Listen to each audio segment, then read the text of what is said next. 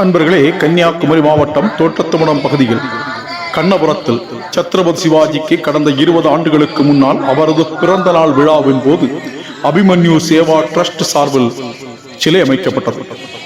இந்த சிலை அமைத்தபின் ஒவ்வொரு ஆண்டும் சிவாஜி பிறந்த நாளில் பிரதிஷ்டை தின விழாவாக கொண்டாடி வருகிறார்கள். இந்த ஆண்டு 20வது ஆண்டு விழா நேற்று கொண்டாடப்பட்டது.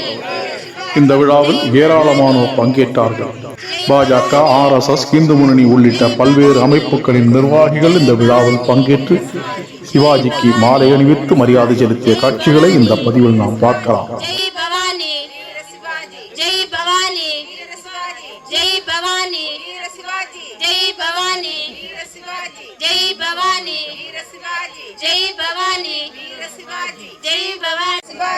जय भवानी वीर शिवाजी, जय भवानी वीर शिवाजी, जय भवानी वीर शिवाजी, जय भवानी वीर शिवाजी, जय भवानी वीर शिवाजी, जय भवानी वीर शिवाजी, जय शिवाजी, जय भवानी वीर शिवाजी, जय भवानी वीर शिवाजी, जय भवानी वीर शिवाजी।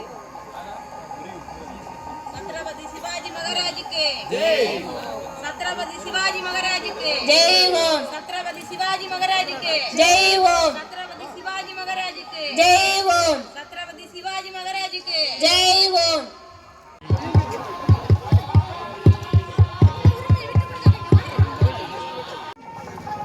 இல்ல லேட் ஆகுது.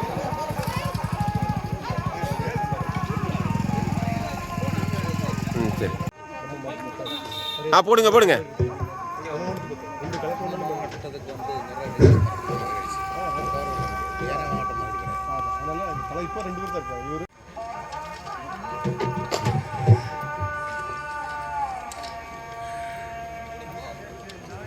வீர சிவாஜி 392வது பிறந்த நாளை முன்னிட்டு தலைவர்கள் வாழ்த்துரை. சத்ரபதி சிவாஜி அவருடைய பிறந்த நாள் மற்றும் நிறுவி அவருடைய நினைவை போற்றி சிறப்பித்துக் கொண்டு பிறந்து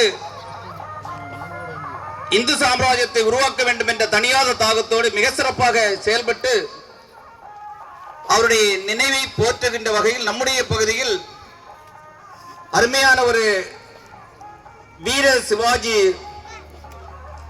சத்ரபதி என்று சொல்லக்கூடிய அளவிற்கு மகாராஜர் ஒரு பட்டத்தை பெற்றவர். கடந்த 20 வருடங்களுக்கு முன்னால் திரு ஜெயசீலன் அவர்களுக்கு அபிமன்யு சேவா டிரஸ்ட் தலைவர் தினேஷ்குமார் அவர்கள் பொன்னாடை போர்த்தி கௌரவிப்பார்கள்.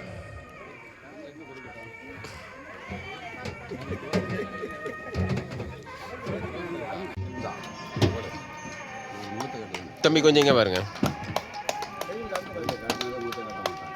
ஓகே,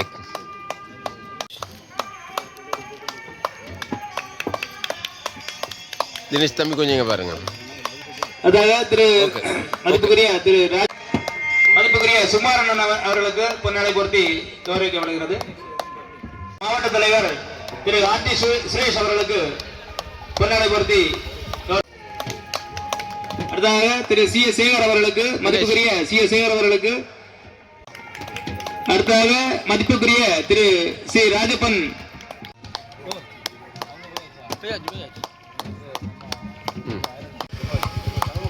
பொன்னாடை போர்த்தி கௌரவிப்பார்கள்.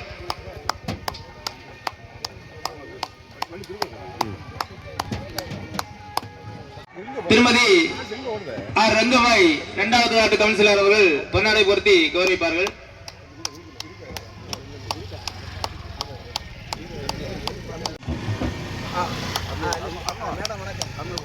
அக்கா இங்க பாருங்க. Okay okay. 1630 இதே நாளில் சிவாஜி மகாராஜ் அவர்கள் பிறந்தார்கள். இந்தியாவில் முதலாக நமக்கு ஒரு இந்து ராஷ்டிரத்தை நிறுவிய மகாராஜா என்ற முறையில் இன்று நமக்கெல்லாம் உதாரணமாக நம்முடைய இந்திய நாட்டிற்கே அவர் ஒரு ஊக்க சக்தியாக திகழ்ந்து கொண்டிருக்கின்றார்கள்.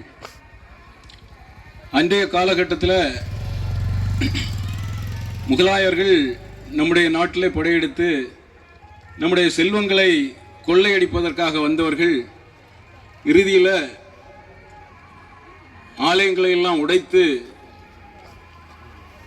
மதமாற்றக்கூடிய அந்த சூழ்நிலை இருந்த காரணத்தினால, அதுலேயும் குறிப்பாக நாம் எல்லாம் இந்துக்கள் ஒற்றுமை இழந்து, இந்து ராஜாக்கள்லாம் ஒற்றுமை இழந்து இருந்த காரணத்தினால நம்முடைய ஆட்களையும் சேர்த்து அவங்க நம்மை அடிமைப்படுத்தி கொண்டிருந்த காலகட்டத்தில் மிகவும் நுணுக்கமாக சிறு வயதிலேயே போராடி நமக்கு ஒரு இந்து ராஷ்டிரத்தை அமைத்து தந்த பெருமை மிக்க மனிதர் அந்த வீர சிவாஜி அவர்கள். தமிழ்நாட்டில் கூட அவருடைய ஆட்சி இருந்தது. தஞ்சாவூரில் சிவாஜி மன்னன் ஆட்சி நிறுவப்பட்டிருந்தது. இன்று கூட நம்முடைய நாட்டை பொறுத்த அளவில் ஏகதேசம் அதே மாதிரி ஒரு சூழ்நிலை வந்து கொண்டிருந்தது.